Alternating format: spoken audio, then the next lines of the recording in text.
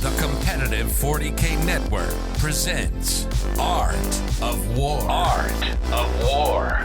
Strategy and tactics. Discussions with the best players on the planet. Now your host, Nick Nanavati. Hey everybody, welcome back to another episode of the Art of War podcast. I am back all the way from I didn't go anywhere, but something did happen this past weekend. The World Team Championships. We have the next few episodes of the show going to be dedicated entirely to that, getting different guests from different countries, doing really awesome stuff, talking about their experience at the World Team Championships, what factions they played, what factions they played against, the environment of the team format. And to start us off, we have a guest who's been on the show maybe a year ago talking about his success with Chaos Space Marines. And once again, we are talking with Alexander Sacco from France about Chaos Space Marines. Alex, how are you doing? Hello, Nick. Hello, everyone. I'm doing fine. You? I'm doing great. Thank you for coming on the show again. Thank you for having me. Yeah, of course. So what Alex has been able to do is pretty impressive. He is playing the Chaos Space Marine list. He's got a few interesting player things in there. We're going to get into all that. But he sticks it through thick and through thin with the CSM. He's been able to make it work with them pretty miraculously in some trying times, especially against a field packed with Eldar and Genestealer Cult and Custodies and very scary factions. And somehow Sacco thinks that it's a doable job. It's, in this time of 40K, Chaos Space Marines might have the tools to see what it takes. So we're going to unpack all of that. But first, we're going to get to know Alex in part one of the show. This is a two-part show. Part one, we're going to get to know Alex. We're going to get to know about his experience playing Warhammer in France, playing for this year, actually played for Team Belgium. So we're going to hear about that experience, how you approach list building, the play styles, the philosophies, and really just unpack what makes you tick. Then we're going to wrap it up with what this list that you took to the War Masters getting top 4 was. Really impressive. That's the singles event at the WTC. Tons and tons of players from all around the world. The best players in the world really gathered together and duke it out in singles before the team event. And Alex managed to place top 4 there in the field littered with Eldar and GSC and things. So we're going to figure all that out. And then in part 2, which is only for subscribers, you can subscribe, of course, on AOW40K.com. That is where our patrons go. Appreciate all of your patrons for your support. That is where we're going to unpack exactly how this monstrous chaos list plays, the moves it makes on the table, the attacks it uses, the strategies, and all of that. Alex, are you ready? Yeah, ready. Tell me a bit about yourself. How'd you get into Warhammer? So I did get into Warhammer when I was a kid, like everyone, I think. I wasn't playing competitively then. I was just buying every minis. I found it to be cool, painting them the best way I could before. And I had a lot of break where I started my studies and played a lot of video game back in the day. So I had stopped Warhammer for about, let's say, 7 years, I think. And just after the COVID came, I took back Warhammer 40K and started to play competitively. For 1 year, I played only in local store and everything in France before I discovered TTS. And just after TTS, I played for 1 month. And I got to the LGT that was covered in the previous episode, and I won the LGT after maybe, let's say, 6 months of playing really competitively. I did not know that. Holy crap. I assumed you'd been playing for a long time and just I didn't know about you because you were in France. But wow, you've only been playing competitively for 6 months before you won the London Grand Tournament to 500-person plus Super Major? Yeah, I mean, I was playing in a competitive environment, but a local competitive environment. And now that I played, not a lot, but some international event, I cannot say this is competitive because this is your local tournament with a lot of local players. I was just playing the army I liked before. This was Sister of Battle back in the days. And so just when I wanted to become better at 40K, first of all, my first thing was to subscribe to Art of War. And every lesson I could see on your website. And just after that, I started to play TTS. And the two of these things together, I think, make me win the LGT with the bit of luck on the event and a good list building, I think. And after that, I had the chance to win a golden ticket to come in New Mexico. I think all of the Art of War people was there. I could meet pretty much Jack. The entire top 8 was Art of War people. That was awesome. And it was great meeting there as well. Yeah, that was an incredible event, and I really like this event. I didn't do well competitively speaking, because this was the first time I was leaving Europe, and I completely underestimated the jet lag effect on the play. Because when I played my games against John, for example, it was for France 6 a.m. between 9 a.m. I mean, Oh yeah. a bit rude to play the game, and I didn't play it very well. Right. So after that, I got the chance to play in the competitive environment of France, because France have really specific selection system for the WTC, and I wasn't able to prove myself this year to be in the French team. Real quick on that. 6 months of playing competitively, you won London Grand Tournament, qualified for the Games Workshop US Finale Series, flew across the country to play competitively, and somehow this didn't warrant your qualification for Team France. Well, how does one actually qualify for that team? I mean, the France competitive selection has a lot of history. To be really short on that, one Sure, team. I'm not trying to dig up any drama or anything. Yeah, there is no drama or anything like that. I'm actually friends with the actual captain, so everything is fine. Just to add a bit more context, there was one team that was going every year because I was smashing every French opponent for, like, let's say 5 years, I think. And after that, we had a league system created like in football.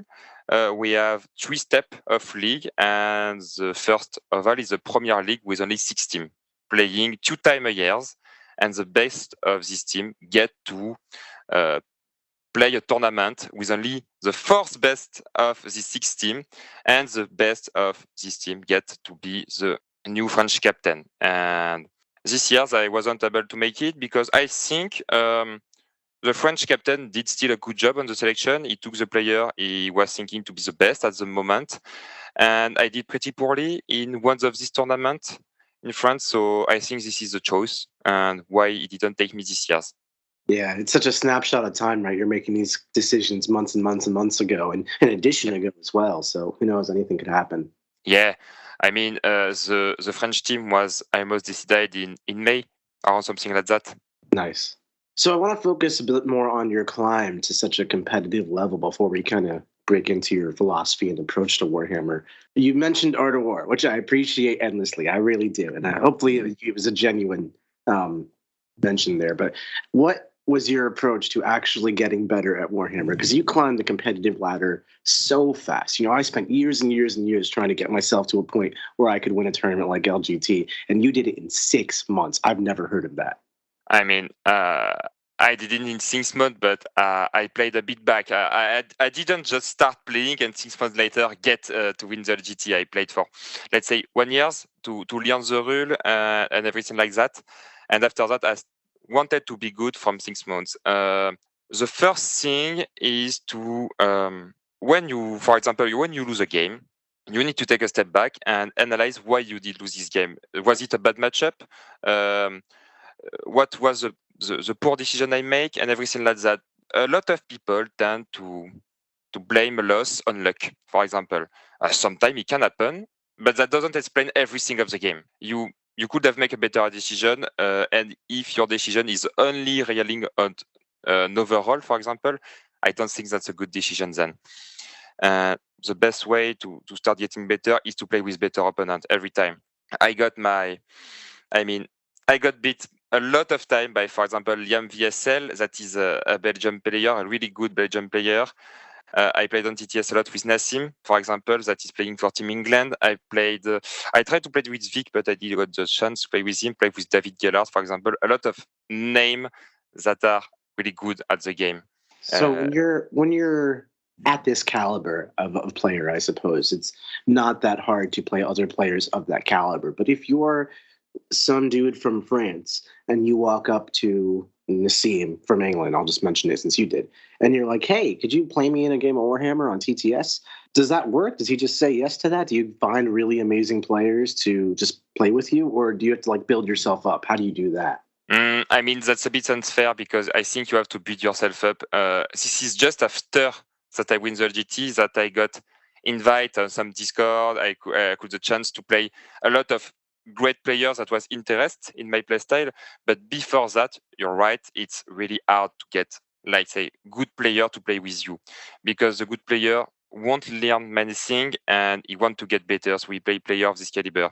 Then the solution, I think, is to do a lot of theory crafting of the game on your list, of the game style, the meta, do a lot of analyze. There is a lot of websites actually that are really helpful. Let's say StatCheck, for example, StatCheck review, StatCheck analyze are really great. Art of War, listen, coaching, all of these things can actually help you to getting better at 40K. I really think.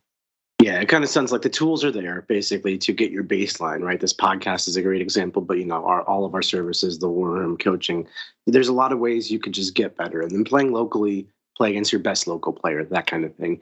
And then you go to tournaments, and it's at tournaments that you can actually demonstrate your skill. And you don't have to necessarily win LGT, but putting up a good performance and rubbing elbows with the right people. I'm sure you made friends with Vic and Nassim and all them when you went over to LGT, and that's part of how you got into those Discord servers. Yeah, I mean, after that, we become friends with all of these club players, and this is like a snowball. I mean, when you get good at the game, win event, and when you win event, you get to participate to even more bigger event, and then win it, for example, and then to meet more and more successful people, and after that, you get really fast better at the game. But for some, let's say, new people or new players that are in a small environment, I really recommend to play on Tabletop Simulator. This is the best thing I could ever recommend, because you get to play a lot, and meet people from, let's say, everywhere from our country first, and then everywhere from the world, and you get to learn on so many playstyles, so many tricks, so many things on an index. This is the best thing I could ever recommend. Yeah, it's so fascinating. I feel like there's two different types of players who we get onto the show. There's the people who love TTS and they swear by it, like, I live on this thing. I play a game a day on this thing. And, they're obviously fantastic players. They wouldn't be interviewed if they weren't. They've won majors and super majors. And then there's a whole nother camp of players I have that, like, myself included, I don't use TTS. And, like, I've had the luxury of living with Siegs and being right next to John and Jack, and they're amazing playtest partners. But there are other players who somehow, like Sean Naden as an example, dude doesn't really play TTS, yet he's a wizard. So I totally agree. Like, it's getting games against better and better players is no matter how you approach it, ultimately the best way to get better. And TTS unlocks the ability to do it virtually, of course. Physical location no longer matters there. So let's flip the script a little bit and talk more about how you approach the game Warhammer competitively. So I know that you've played a lot of Chaos in your life, and you did well at London GT. I think there's actually a famous quote from you on this show where you were like, I always take Assassinate, which is the most aggressive thing I've ever heard in my life, and like completely is the antithesis of my play style. So I'm very curious, how would you describe your own play style and list building approach and view on 40K? All right, so yeah, back in the days, the Emperor Children's secondary and the Chaos Space Marine secondary was just really, really, really bad. You were able to compete with some codex like Necrons that was able to max secondary in 3 turns, for example, and you needed to be able to double your opponent to win. And this is a play style I like. I play aggressively on the game. I think the best way to win a 40K game is just to table your opponent. And every time I try to search an index or a list that makes that possible. And I think CSM back in the days and CSM right now is one of the best army to do that. You just love tabling your opponent. Like, I want to make sure you have no models. Very decisive victory. I mean, if you have no model left to control an objective or to do a mission, then you win. I don't think that's the spirit behind my game style. This is not that simple, obviously, but having the tool to force your opponent to lose model quickly, to force screen, for example, like, let's say, Oblitz. I know you dislike them a lot, but Oblitz, they are wonderful. I really like them. I will play more of them, I think, after that, but we can speak later. obliques are really good because they force your opponent to screen and to expose units they don't want to expose, and they keep for action. And if they don't, you have another unit to go search in melee. If you table your opponent, you win. I think this is the best advice I can give to everyone. I'm not fit to play defensive codex or index like Necron, for example. So there's obviously a bunch of different approaches to 40k, and I always find it so fascinating when someone just takes a totally opposite approach to mine, and then we talk about it on the show. So you're looking to table people, and that's a very aggressive approach, and sometimes I find that very difficult and full of risk, right? So CSM's obviously a very good codex for the strategy if I'm going to table you to win this game. So we'll get into that, but just philosophically, if you're putting yourself out there, exposing your army, trying to get your opponent to die, essentially, you have to go get them, especially in like today's modern game where there's lots of walls, places to hide, people use reserves all the place. It's very easy for someone to basically force you to come to them and then counter shoot you, counter charge you. It's a very sound tactic in 40k, sound strategy. So you're almost playing right into that as like, I'm just going to be aggressive, and you're like forced to walk into their traps. How do you navigate around that?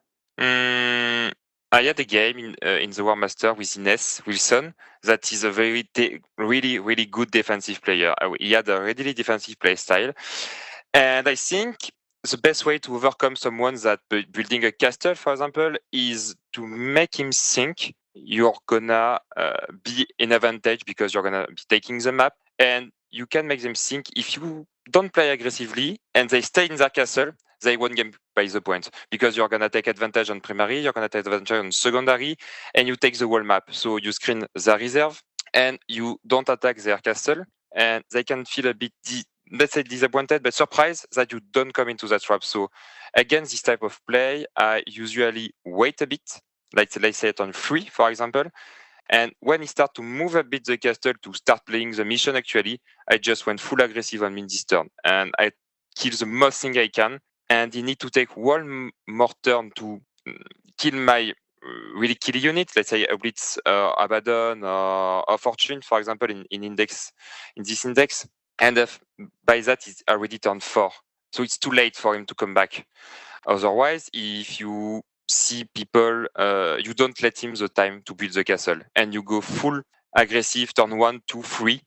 And if you are aggressive enough, either you tap your opponent, or either by the time he need to come back, you take a huge step ahead on points, and you can win the game. But that style only fits really well in the solo single. Right. So there's basically 2 approaches to it when you're playing against a defensive army, basically. Either you leave them in their castle, you basically siege upon them, where it's like, okay, they're all turtled up, they think you're going to come straight at them, they're ready for it, but then you don't, and you have more board control than they do, so that will translate over time to enough points. And then for them to break up their castle and try to do something about it, that's basically walking into your trap now. So that essentially is like creating a board state in which you are winning, and it's upon them to do something about it, and then they're not set up to do something about it at all, which is awesome, but can also be very difficult because those castles, and I'm so curious about your game with Inez, because Inez had Desolators, and he had Infiltrators, and units that are like so well built to sit into a castle and shoot indirect fire while not being deep strike upon, and basically end the game like that. So how did you leverage the fact that you were maybe keeping him in his castle by taking up the board control, but getting shot in the face turn after turn after turn while this was happening? What was that about? It's a pretty good example because in the game right now, there is a different type of castle. You need to have a really good understanding of the meta and the game to see which castle you're going to face. For example, let's take a Necron castle. You know the Necron doesn't deal that much of damage. They have some units that are a bit killy, but otherwise it's just making save. So you know against this type of castle that you can go full all-in and just try to overcome their tankiness by over-violence. I mean, you just need pure violence to get past the castle, and almost another time you pass. Because the opponent think you are not, that's stupid and commit everything into the league guard pack, for example, but then you do. And almost, let's say, 95% of the time, you get passed through. And the whole castle then fall apart. Against Ines, that's really different because the Desolator have the abilities to W behind this wall, and then the castle work really well. He has a lot of scout, he has a lot of infiltrator, he has some speeder to play the mission. In this case, you just need to accept that the Desolation are gonna kill one single turn. You need to accept that, and once you accept that, you can play your mission. You're like, okay, this unit is gonna die, that's fine. And in CSM, you have the abilities, at least on one Nurgle unit, to make this unit don't die. And that's a key in the match. So you need to get rid really fast of the screen. And I think you're going to be covering that later. But again, the game with Ines, turn 3, I just get rid of all of the screen. Everything that was a screen. So that was 10 infiltrators, 10 scouts, a tank that I can't remember the name, a land speeder, sorry, and a Primaris Liberian. I just killed everything in one single turn. So it was left with 5 scout, Desolation, and the world armies breaking after turn 3. How were you able to come down and kill all the screens? Just obliterators coming in using indirect fire? Yeah, 2 units of Chosen that we might be covering later. And this unit of Chosen are really, really, really good at cleaning screen because they disembark from a Rhino, advance and charge. And they do so much damage that they get rid of almost every skin. They just don't kill World Army Brick or Necron Lich Guard, so that's fine, I mean. We'll get into the actual matchups and specifics for your list in part 2. I'm so excited because obviously it ties so into how you pilot your army that you can't even talk about one without going into your list, which I totally understand. Yeah. No, it's all good. Just to talk about the philosophy of it a little bit more, and your aggro approach to the game where you're just trying to table your opponent. It's basically like you approach every army individually, right? Like what kind of castle or what defense are they going to try to use to stop you from just killing all their stuff? And, the defenses Space Marines put up is very different from the Necron defenses that they put up, as you mentioned. So you have to understand that and dissect it. And it's not a one-size-fits-all aggressive approach to solve. How do you, game by game, determine what your priorities are? Like in the Space Marine match you were just talking about, you cleared all of his screens so that he wasn't able to keep scoring points, so that you were able to actually get a leg up despite getting shot by Desolators. Whereas like in the Necrons, you're just hitting him over and over. Necrons, it's kind of obvious, right? They come back to life, just hit them. But how do you approach it more match by match by match, I guess? This takes a lot of time, but you need to read all of the index, obviously, and you need to just not read, have a real understanding of what the index does. Sometimes you can just gain a free time by just watching, for example, which army win some GT, and you can see a pattern start coming. So there is a Crafter Eldar with, let's say, 2 lists. There is GSC with 1 type of list. There is Space Marines with every time the same type of units. Let's say Desolator, Infiltrator, Scouts. And every time you see some key units. And you need to understand what this key unit does in the army. So either you are really good at theory crafting and you can do it alone at home. I know some players do that, but personally I prefer to play a game 1 or 2 times against a good opponent who play it, and then I can see how it works on the board. I'm like, okay, this unit does that. All right, I can kill it with it. Okay, that's fine. I do a lot of Mathammer on some websites that does really well to see, okay, is my unit able to kill this unit almost every time? If yes, that's a good unit to take because I'm gonna face, let's say, Infiltrator, for example. Is my unit of Chosen able to kill 5 Infiltrators every time? Yes, that's a good unit to take because I'm gonna face Infiltrator. And every time I build like that. There is so much army in 40k that you are not able to build a perfect list to play against every list. My list had a lot of trouble against Crafter Eldar, and I was lucky to not meet them until the semi-final, for example. But I knew I was able to play against GSC because I had the tool to do that in my list.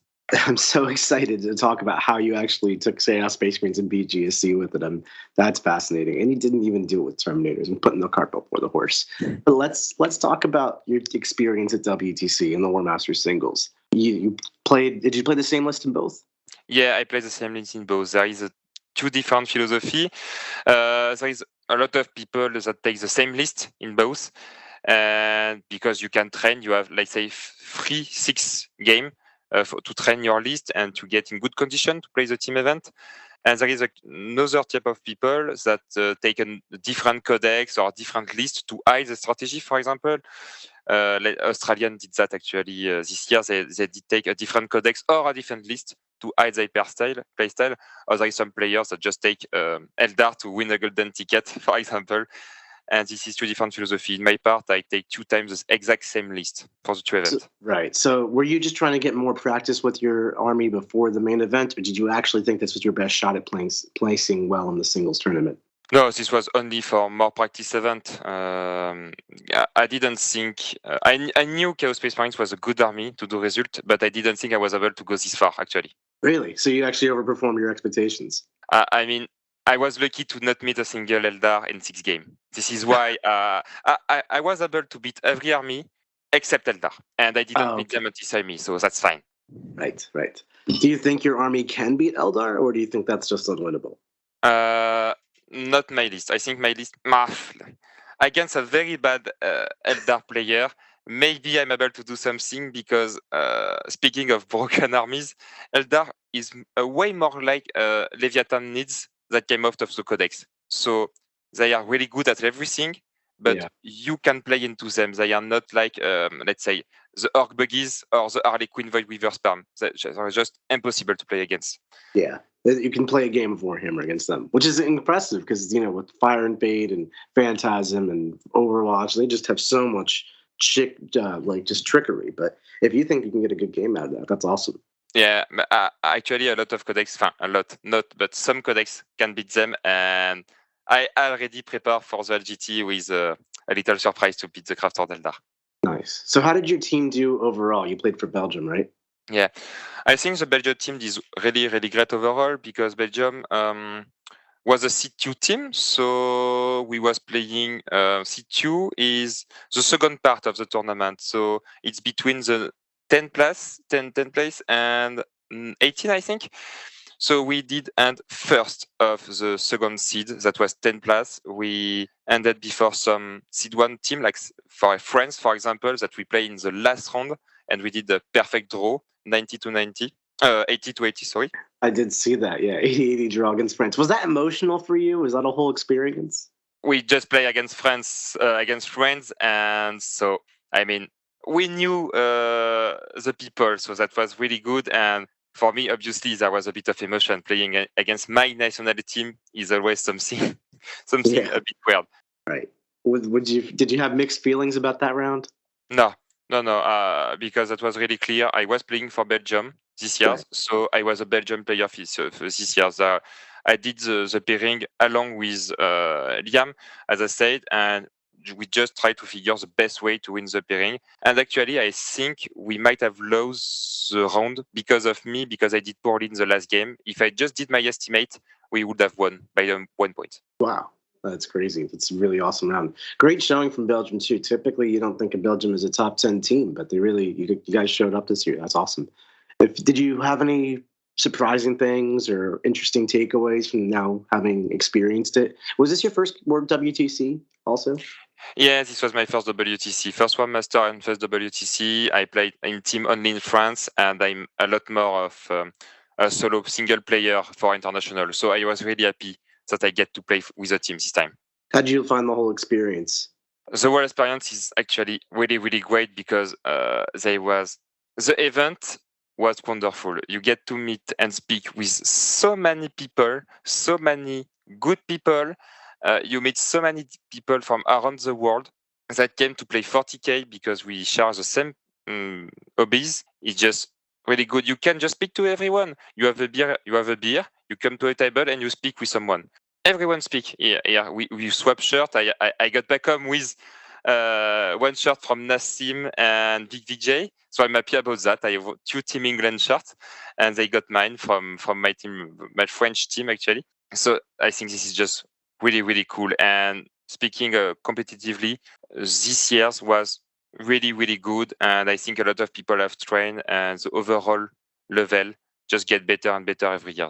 Yeah, it always shocks me how good the teams are getting. And oh man, like I said in the beginning, this WTC is my favorite event of the year, and I'm so sad I missed it. But I do hope and intend to be back in the future, and hopefully we'll get a game in Sacco. That'd be awesome. Oh yeah, I really wish. Yeah. I do as well. So I think we've maybe beaten around the bush a little bit. Why don't we talk about what the list you actually took to the War Masters tournament, placing top 4, and to the Belgian team tournament was? So the list I took was Abaddon, first of all, with Cypher, 2 TAM, 10 cultists, with Zenchmark. I played 4 Blitz Undivided. I played 1 Forgefiend Undivided, 2 Forgefiend of Nurgle, a Chaos Rhino of Nurgle, and the Changeling. And the best part of that is I played 2 times 5 Chosen with 1 Chaos Lord in each squad, Undivided. So this was the list I run at both event. So let me get this straight. You took Chaos Space Marines, and you got normal Chaos Space Marine good stuff right here. You got Obliterators, you got Forge Fiends, you got Abaddon, but then there's no Terminators. So Abaddon's like walking around on his own, and then there's this Rhino with 2 units of 5 Chosen and Chaos Lords? Yeah, Chaos Lord. Chaos Lord is... a lot of people are sleeping on Chaos Lord. I mean, the abilities to have a free stratagem that you already used is just massive. I don't think people just estimate how the Undivided stratagem is broken. It's just broken. Be able to reroll everything is just so good that you want to have that a lot of time. I love it. Just spam reroll hits, reroll wounds. I just reroll everything. And I'm sorry, I forgot that I had 5 possessed Undivided as well. A 5 Undivided possessed, yeah. Another yeah, they didn't do well, so I forgot about them. But that was one of the units. I'm like, why is this here? But I'm curious. Yeah. I'm curious to see how you put this all together. The Lord tech with the Chosen, we're going to unpack all that in part 2. Listeners, thank you so much for joining us. This is the first part of our WTC coverage series where we're going to talk about so many different players from different countries and their WTC experiences and their armies and how they use them. In part 2 of this episode, which is available on Patreon, AOW40k.com, you can access not only part 2 of this show, where we're going to talk about the Chaos Space Marine list in detail, its steps, its tactics, how he uses all of it into various problematic matchups, but also you get access to every other part 2 we've ever done. This is episode 203. There are so many episodes to talk about, so many things in 40K, and so many more to come. So please help support the channel, show your support, and get access to all those part 2s and our Discord server. Thank you so much for listening, everybody. Sacco, thank you so much for coming on. Thank you for having me again. I am really sorry for my French accent for everyone. No need to apologize. Listeners, apologies if it was trouble to hear this one, but the information is absolute gold coming out of this man. We'll see you all in part 2, everybody. Like what you just listened to? Check out Art of War Down Under and Art of War Unbroken on the competitive 40K network. The Art of War 40K.com.